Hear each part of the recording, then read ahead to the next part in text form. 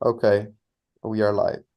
Welcome everybody to the Node.js Security Team meeting. That's the last one from November. So I would like to ask you to put your name in the minutes I sent in the chat. And as usual, we go to the regular agenda, present yourselves, and so on. So before I start, does anybody have any announcement? I don't think so. So okay, so we have two new attendees this time. Amir, would like to present yourself? Hello, yes, thank you. Good morning, good afternoon, everyone. Sorry for being a little late to the meeting. It's my first one and excited to be here to talk with you all today.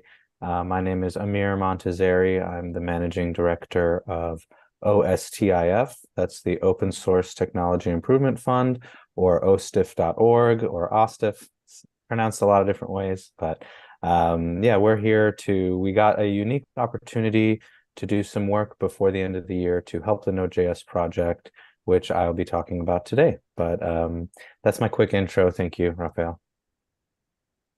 Prabhu. Thank you, Rafael. Hello, everyone. Good morning, good afternoon. I am Prabhu, founder of a consulting company called AppThreat, but most people know me for my work from the Cyclone DX team. I'm the author of an SBOM tool called CDXGen.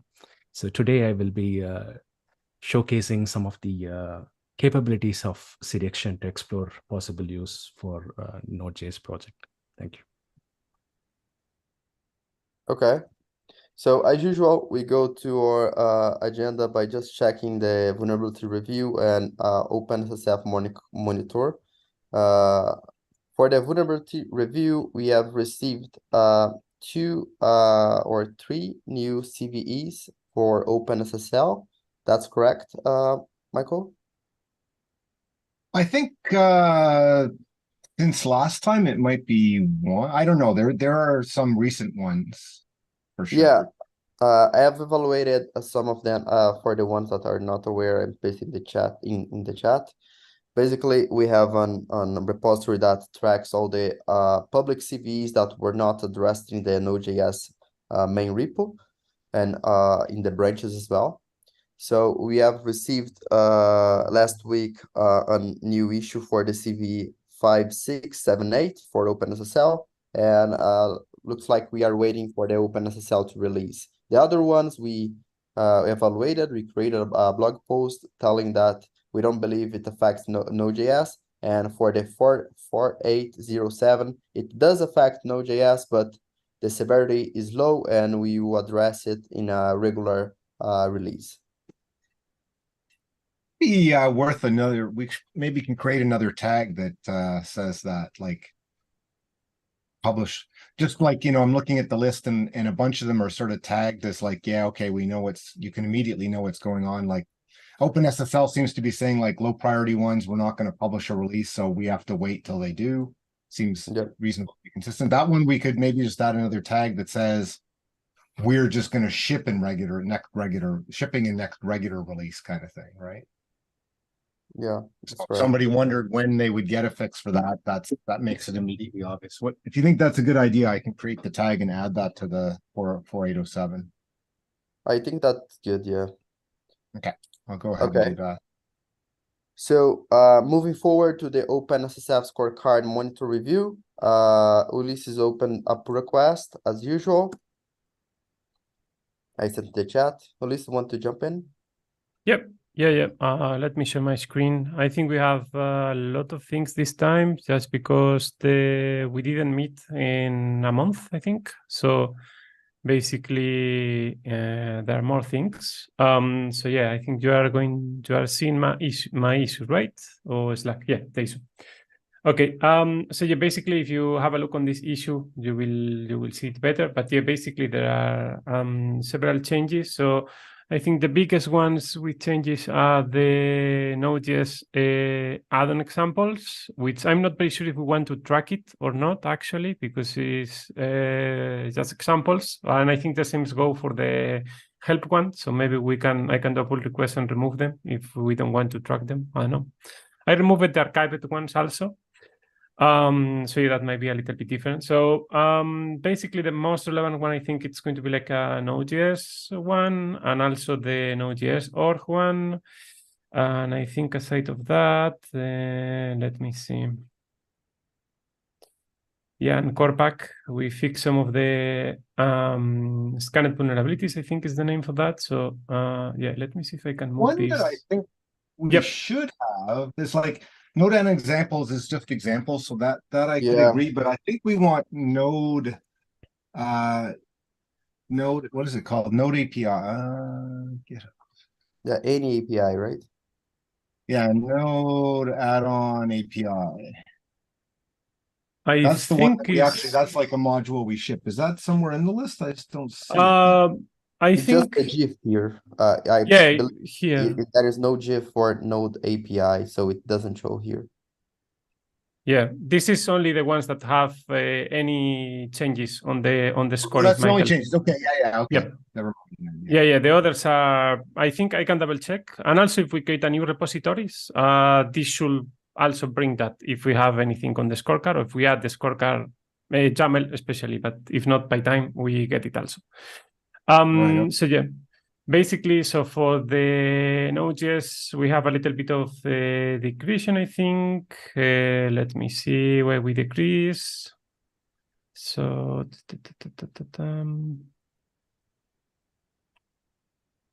maybe it's at the end. Maybe we just decrease a little bit in scoring. Let me see. I see an increase here, which is okay, but I don't see why we have a decrease. I don't see the variation here. I will have a look. Not very sure why we have differences here, like 0.5 points, but I don't see any decrease on the SUV changes. So subsection. So I will have a look. By the way, we have a new version of the visualizer. So this should solve the problem that we have in the past when you have a project that has not included scorecard YAML proactively. It's not sending the data, and it's because sometimes you get differences because when you do the auto scan, get the different results. But yeah, so I'm not sure why in that one. But yeah, Node.js org. Let me see. We see an increase on the branch protection. I think we see some decrease in the code review. Actually, and I see, yeah, here, and I see some decrease, not very sure why, on the fuzzing, because I think the project has not fuzzing in the past at all, as far as I know, but maybe the tool detected as fuzzing in the past, and now it's not fuzzed. So that decrease us, but it's not really up to us. I think it's a problem on how they detect the fuzzing or not. So I will report that back to the scorecard team, and not very sure why it's not detecting the license. As far as I know, the license still be there. So you see, it's found, but it's getting a negative score. So definitely something there on the analyzing of this part that is not working fine. Okay. So yeah, apparently this it is not 100% assertive, right? Like, yeah, it can be. I will double check if it's a problem on how we build the report or if it's a problem on the API. So I will just double check because right now the visualization should be fine. Also, there are some changes on the Pine dependencies. I will check that out and I will create a pull request in case that we confirm those changes. And I think that's it. I see some changes on the token permissions, but I will review that together with the makes sense that if we change some of the change log, potentially we have also something to check here. So I will double check that one. And yeah, for the core pack, yeah, I think we get a positive score here because we solve, let me see, I saw that just before. Yeah, we solved the problem with the vulnerabilities. There were like 13 auto-detected vulnerabilities, the typical with the tool, and now they are 0. So in the last release, we patched that out. So yeah, that's what we see an increase of almost 1 point for that. So that was a positive news on the core pack. right. Okay. So yeah, just one thing. I have closed all the three main issues we have created to increase the scorecard for Node.js, for the security working group, the repository, and for Unity, because I think we have achieved our goal. At least we are in a moment to monitor it and make sure that it won't regress. So I've closed it, and once we finish the CIA best practice, that initiative can be considered concluded. So yeah, okay. Moving forward to our agenda, we have the Node.js code integrity on Windows, but this will be skipped to the next meeting. And then we have the issue created by Amir to discuss possibility of considering engagement with security expert.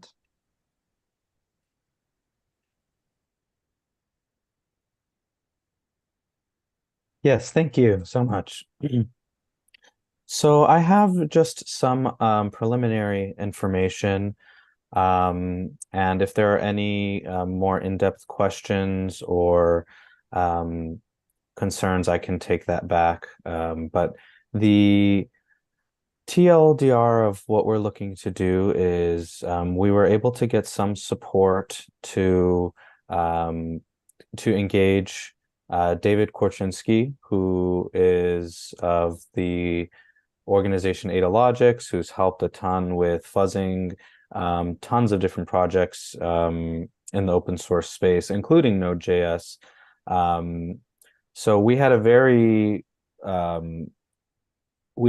strong deadline of needing to get essentially all of this security work done by the end of the year due to constraints. And after talking a little bit about what the best way to go about it is David did take a look over kind of the current fuzzing infrastructure for Node, found the two kind of main projects integrated into OSS Fuzz. Looks like they are Node.js as well as LLHTTP. According to his kind of initial assessment, the LLHTP project is doing well and has been so for a long time. And looks like what David is starting is going to do is working on the Node.js project for improving the fuzzer. Looks like he plans on putting some work in to get it back to running status, updating the fuzzer, as well as extending the setup. So just building out the fuzzer so that it provides more value for you all.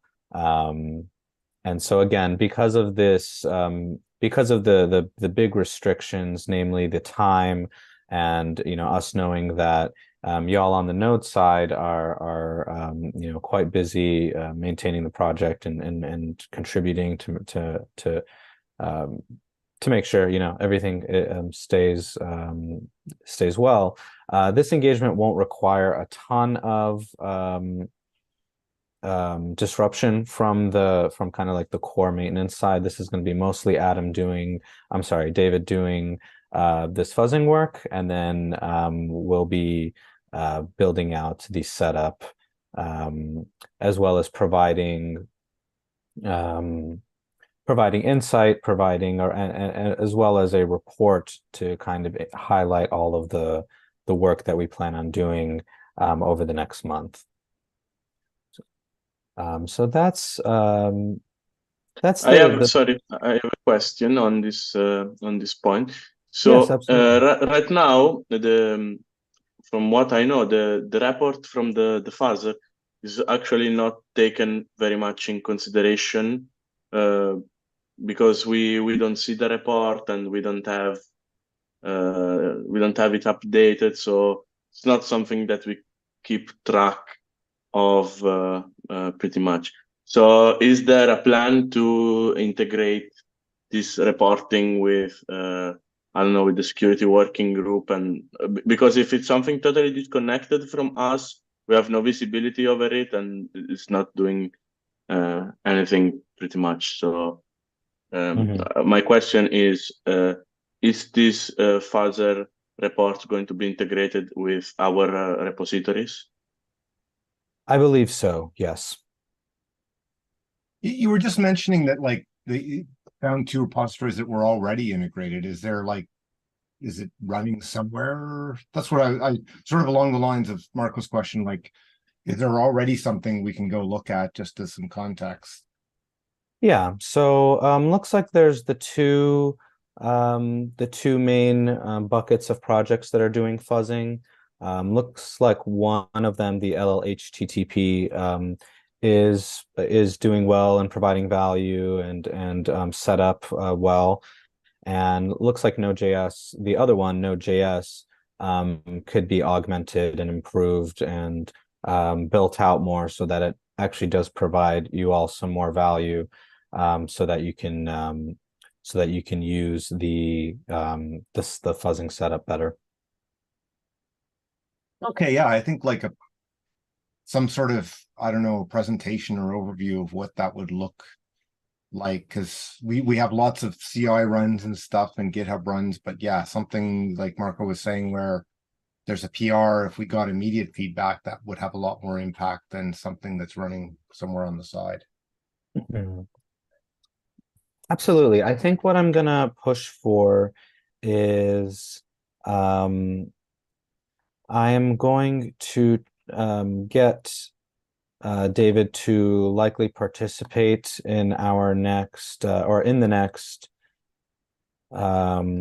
excuse me, in the next working group meeting with you all to provide more insight into what he's doing and to how that'll integrate with what you all do and how it'll help you better. So my goal is definitely to get David in on the next working group meeting, so that y'all can discuss a little further.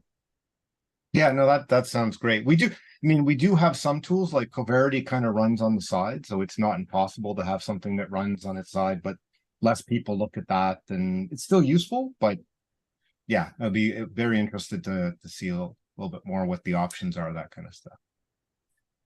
Okay. But yeah, so yeah, we're really excited to get that support, and we want to definitely, make something good happen with it for y'all. And I know we're working on a pretty strict timeline, but David is one of the best folks in the world for this kind of work, and has tons of experience already working with the Node.js project. So I think we'll be able to do something that will have a positive impact, which is the goal. So more updates for you all over the coming weeks. So just a question. The plan is to start with Node.js or Node.js dependencies? I mean, unrelated or external projects like MDT or LLHTTP and so on. I'm not 100% sure on that. My gut reaction is that it will be focusing on the main Node.js project and the code there, but we can clarify that further. Okay. So I think what we can do to keep the context in a single place is I'll create an issue, or you can create an issue about fuzzing on Node.js, and Dave can elaborate on that as soon he gets some context or some updates, so everybody will be aware of the progress, even though if they don't join the meetings. Okay, I can do that. Okay. Yeah, I'm even looking. I guess we have no open issues today, but like fuzzing has been discussed in the past, and we just never had anybody to volunteer to do it. Yeah, I see. Like, I don't know. So yeah, opening an issue that says, "Hey, like we got a fuzzing initiative," like Raphael said. Great. Okay, all right. I will definitely do that, and yeah, it's totally understandable. I think fuzzing is one of those things. I'm not a developer myself, but I know that it's one of those things where the more kind of the better the setup is and the more that is kind of put into it at first, it'll be more valuable to you as a project coming out the other end. So hopefully by getting someone who really knows their stuff to work with you all on this will address that problem and get you all to a good place. Maybe this has been already discussed in the TSC, but what about the security review? Because I remember it was one of the points of the scorecard. It was specifically about security review, so I might missing some context about it. Yeah, that's a great question. That was our original intention, I would say, was because we had received an update that there was going to be a little bit of budget left over, and that the node.js is such a critical project. They were willing to put some funding aside for some security work on node.js for the security review. And that's something I think that is still something we would like to do. I think just because of the major constraints we had this time around, which was namely, really having less than 2 months during typically a not great time to do some work, and we wanted to make sure that with what we had, we were able to deliver something that would be valuable to you as a project in the short amount of time that we had. Thankfully, in working with David, we were able to come up with this slightly more of a, I guess you could call it a low-hanging fruit, something that we can do immediately. And then hopefully, I think, especially if that's something that you all want as a project, a security review, a more in-depth one is certainly, I would say, possible. Okay. All right, folks. Any other question? Right. Okay. So I wrote in the minutes that you take the action to create the issue, and we make it an official initiative of the security team. So also feel free to ping David because I don't know his handle on GitHub on that issue, so he'll be aware about the next meetings and so on. Okay. Thank you, Rafael. Thank you, everyone. The next issue in your agenda is have a SBOM for Node.js, which I believe Marco and Prabhu is here to discuss. Yes. So I've started doing some research on tooling and finding out what the best way to create the SBOM for Node.js is, and I think that CycloneDX Gen is the best tool for our use case. So I invited Prabhu to discuss with us, since he's the author of the tool, so he can help us and explain to us how we can create a pipeline and so on. Thank you so much. Sorry, actually, no, never mind. Go ahead. Yeah, no, go ahead. I have prepared some notes, so I would like to share the screen and show this. And yes, we can make it interactive. We can have some questions and so on. So what I thought of doing is to basically introduce software bill of materials formally, especially for folks watching on YouTube and so on. So I am from the CycloneDX team, which is one of the standards specification. It's an ECMA standard, just like JavaScript for software bill of materials. And CDXGen is one of the tools to generate software bill of materials. It's a Node.js tool published in NPM and so on. So makes it very easy to use. Typically, what we have to do in terms of generating an SBOM is to start with asking some key questions. Because SBOM is a document, so which means we need to understand who the target personas are for this document. For example, it could be compliance people, license compliance, or risk auditors. It could be security researchers, or it could be academia, right? So depending on the target personas, the content depth depth and the comprehensiveness will vary. And the good news is CDXGen supports multiple profiles. So we can generate a range of SBOMs for the same project with varying levels of details and so on. Then within the personas, there is also a concept of level of maturity. So OVA as a project called Software Component Verification Standard, SCVS, where we have defined 3 levels of maturity. And what I would recommend initially is to try to meet the level 1, which is the startup level, because that itself will require some work in terms of toolings and pipeline and so on. But then we aspire to reach level 2. And then in terms of personas, maybe we focus on compliance and security researchers. So have 2 flavors of SBOM because there is a time performance involved. For example, producing an SBOM for compliance is very quick, whereas producing an SBOM for security research is a time-consuming process. So I will touch upon the current performance figures also. Then the next question is the life cycle phase. While there are 7 life cycle phase as per Cyclone DX, the most interesting bit I would recommend for project like Node.js is pre-build and post-build. So pre-build is like essentially the inputs, right? Like the current raw source file we have. So we are trying to generate an SBOM for the existing source code. So this will be like placing a camera to monitor the input components, right? And then with post-build, this is an SBOM for all the components, that artifacts that get shipped out. So it is very possible that not everything in the pre-build is getting distributed out. So it is very essential to have 2 SBOMs eventually, pre-build and post-build.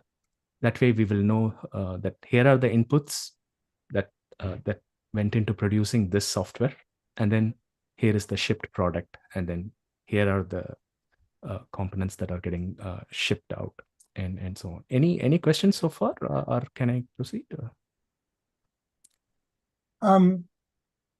Like when people start, like, so is this a different type of, like, there would be multiple SBOMs at some point, but like, do people mostly start with the build one, or? Correct. They would start with either pre-build or build one, and then they would proceed with post-build. Because, for example, if you are sharing an SBOM with a third-party vendor, they may not be interested in knowing all the pre-build and pre-build information. They are only interested in the actual stuff that is getting shipped to them, and so on. So based on the target audience, yes, even the life cycle would be different. Okay, so so like the post-build, I'm just trying to like I guess I only knew that there was maybe one, which would have been like, you want to know what we're shipping you. Which one is that? Is that the post-build, or is that? Post-build, correct.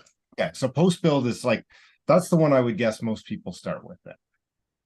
It depends actually. If the software is mostly internal use, then pre-build and build, where they have full visibility into all the inputs and so on. It's again depending on the team, depending on who the consumer is. So I guess, for example, in terms of like for maintainers and people involved in the project, the pre-build would be the best one to have, because it's easier to understand which components are vulnerable and like from the database. While for end users, the post-build is the one that they are interested in, because they want to know which software is actually being shipped into the executable. So yeah. That's okay. Yeah, so, but I would have guessed that like consumers would want to know what you built with as well. Anyway, yeah, interesting. Well, I don't want to... You get definitely there is a difference, and then some people might be interested in both and so on. But this is something I wanted to start off with. That way we understand the various technical elements involved. Then the third item is formulation. This is like after we get started, it is very essential to start documenting the formulas, the steps, the build environments required to reproduce the project or even the SBOM. Otherwise, it'll be like, here is an SBOM, and then if somebody wants to produce it themselves, then they might have to read documentation or read the source code to find it. Whereas Cyclone DX specification support providing those instruction in a machine readable form in the same bill of materials itself.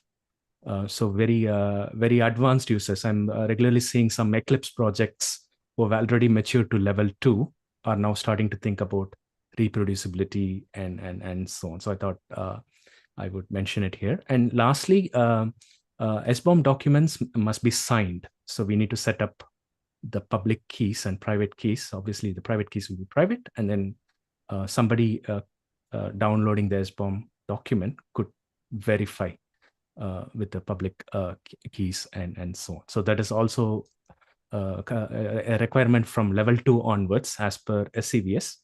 So we can always get, like I said, get started with the level 1, get all the tooling, the pipelines, the processes in place, and then continuously we can iterate and we can mature. Okay.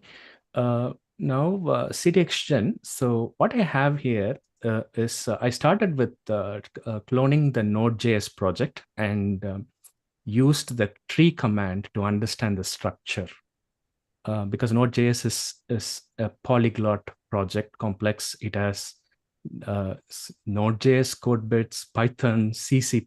So it has a range of technologies, range of languages. So the ground source of truth in my case is the output from the tree command to understand the various directories and the languages and so on. So eventually the SBOM we would generate must be verifiable with this ground source truth. So like every folder, every language, everything must be captured in the SBOM for the given life cycle and so on. And so we have the deps folder, which is where we have a bunch of C, C++ components and Python that kind of complicates or kind of makes this a fun challenge, isn't it? So, so what I started doing is come up with a simple shell script. Even though CDXGen command is available on NPM, I was using a local copy. So don't get scared with invoking with the node and so on. So the idea behind this approach is that we first generate one SBOM per folder within the deps directory. The reason is that currently CDXGen command isn't able to scale enough for especially C, C++. So we have the V8, which is like one of the complex project to analyze for software bill of materials perspective. So I'm using this kind of a for loop. So before that, let's quickly try to understand the challenge with generating SBOM for V8. Okay, to start with, the simplest thing we can do is say Node.js uses V8. So we have just one entry with the name V8 and the version number as some git commit hash or something. But then it doesn't essentially capture all the customization, all the custom work that Node.js team has done to the V8. So if somebody were to look up that specific version of V8 on a vulnerability database or an exploit database, they're not going to get much information. And so I think like even the question discussed earlier today about OpenSSL bugs and so on. So the patches, all those things will make our work in Node.js very specific, very custom. So essentially what we have to do is to generate an SBOM for each of these folders to describe the customization to describe the granular components. So for example, if I show you an SBOM, this bash script generated for V8. So it says node V8, it has the hash, and then it describes all the individual components that goes into the V8. And then the parent SBOM will refer to this as an external reference. So CycloneDX has a concept called external references.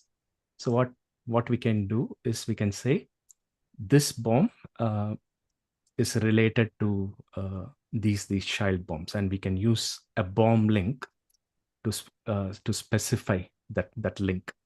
So that way, if somebody downloads the parent BOM and they want to go deeper and look at all the granular components of a specific dependency like V8 or OpenSSL, they exactly know which BOM document to refer to, and so on. So this is the kind of approach I would recommend for a project like node.js, where we have the individual, I'm calling it as BOM reference for the individual like C++ modules, Python modules, and so on. And then a much simpler parent BOM, which is only referring to the individual BOMs. And if you look at the parent SBOM, the parent SBOM is actually self-contained otherwise. So it has Node, and then it has all the node.js packages and so on, which is very good because we have the log file, very, very easy to identify the node.js dependencies and so on. And compared to most SBOM tools, CDXN will try to explain with evidence. So for example, instead of just saying node.js project uses remark or -parse, it'll even try to tell you all the source code where they are used. So this is called SBOM with evidence. Okay, so very, very detailed, very precise. Multiple people like security researchers, even auditors who want to exactly know whether these are used in a dev package or a test package or a documentation, they can go into the evidence data, and then they can get much more visibility. So I'm really glad you chose CycloneDX and CDXN, which has these unique capabilities. In terms of the current status, what I found was there is a warning. So what CDXN does is it first generates the SBOM, and then it will try to validate its own SBOM using JSON schema, and it'll point out the errors and warnings, how things could be improved, and so on. And what I noticed is there's currently one warning related to Python. So what's going on is, if you look at the Node.js structure, there is a py.project.toml file at the root directory. So CDXN rightly says, okay, this is also a Python project. But then there is no name or version specified in this file. So what's going on is, while it constructs the dependency tree for just the Python packages alone, it is not able to guess the correct parent name. So there is a bug we could fix. We can improve this.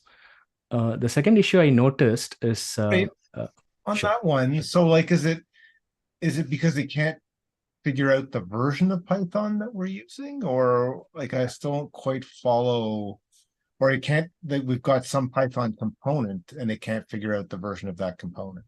The version of the parent component. So for example, usually a Python project will have a py.project.toml, which will have the name and other attributes. So it'll say name equal to node. So CDXN will then know what is the name of the parent component, and so on. In this case, because there are no entries, it has tried to guess a name, but unfortunately that name was not used correctly. So it is a warning, but it can be improved. So that's something where like we could, if we just PR'd in a name to that file, we're good, Correct. right? I can help with all those bits. Yeah. If it is possible to fix the CDXGen tool, I will do that. If not, I can help improve this code base. Yeah. And Okay. so on. So I noticed a couple of tickets. For completeness, the second issue is while there are Python packages in use, CDXGen is currently over-reporting the packages because it's actually reporting all the default packages from the virtual environment, which is not required in case of Node.js, because the Python is only used in tooling. It is not the core part of the language. So yes. I noticed a couple of areas of improvement. So what we can do is, yes, by the next meeting, we can improve the tool and have a script that's far more interesting and so on. On my machine, this thing took like 12 minutes, but my laptop has 16 cores and 64 gig RAM. Whereas on GitHub Action, it takes an hour because GitHub is like only 8 gig RAM or less. So it is essential to have like a CI system with the sufficient capacity. It is the C parsing, especially the V8 code base, that is time consuming right now. Okay, so the rest of the bits are fine. So only for, at least for that step, if we have like a beefy VM, then we can use CDXGen to start creating these SBOM. And like I said, CDXGen supports -- profile argument. So once we get the easy bits working, we can see how to use the same tool to produce different kinds of bombs based on the target personas and so on. So we can play with it, and then we can start publishing flavors.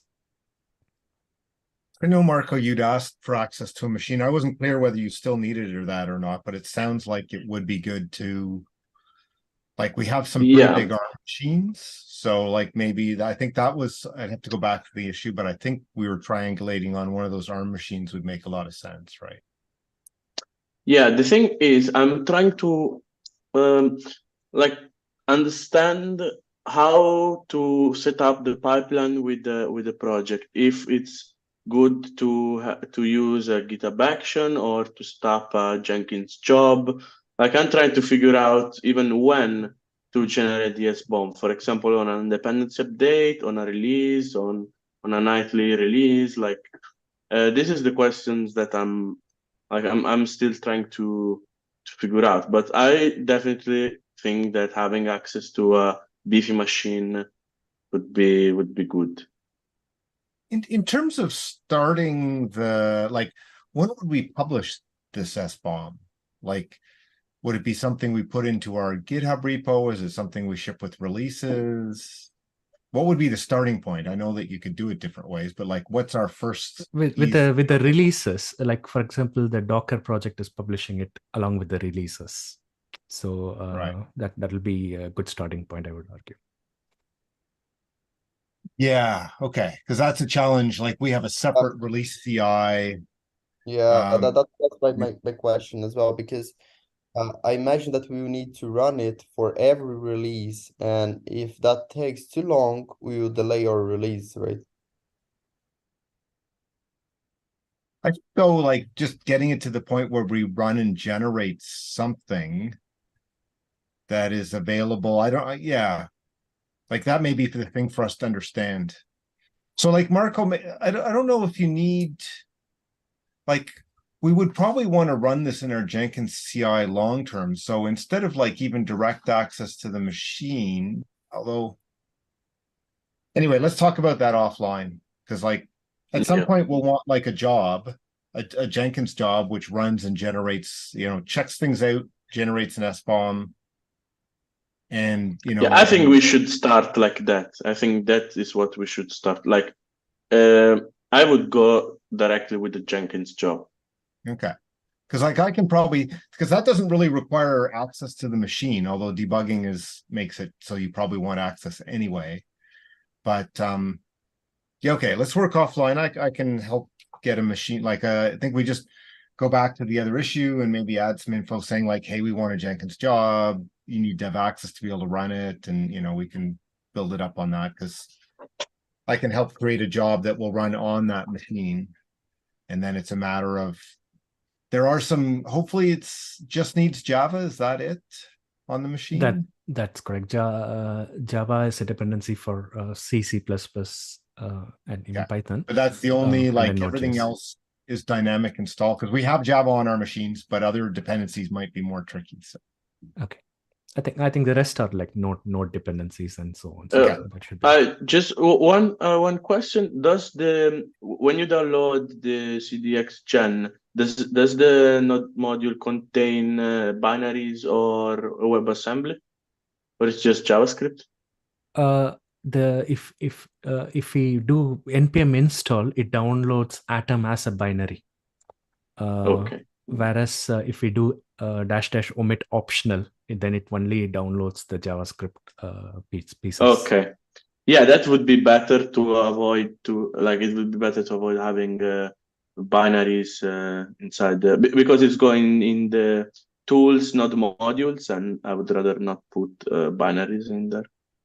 That yeah, sounds good. That's why I recommend this kind of an approach where the Atom which is the Java dependency, is run externally, so you can always download Atom separately, place it in a path, and then CDXGen can make use of this the slices document created by this Atom project while parsing the C++ dependencies.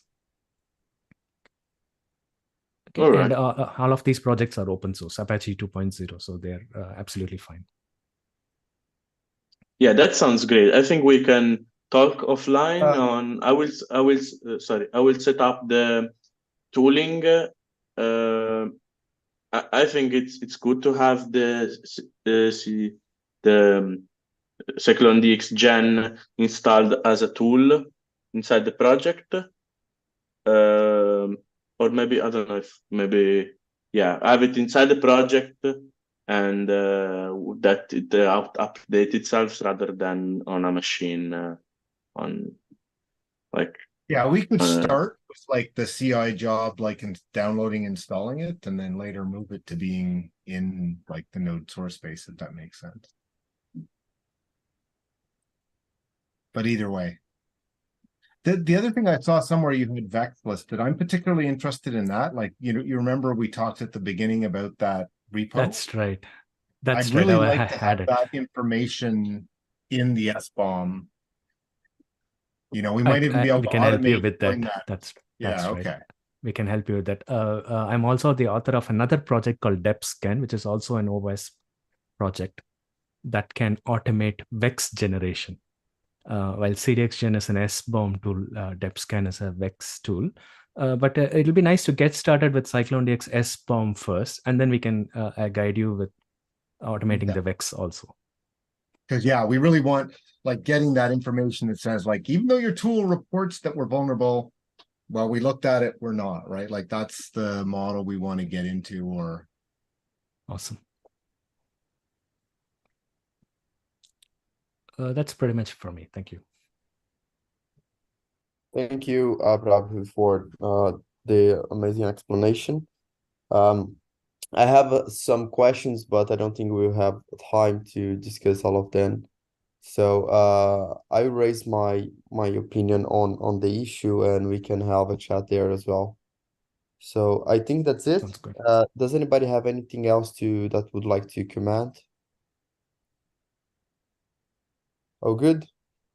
Okay. So thank you everybody for joining. Hope to see you in 2 weeks. Bye-bye.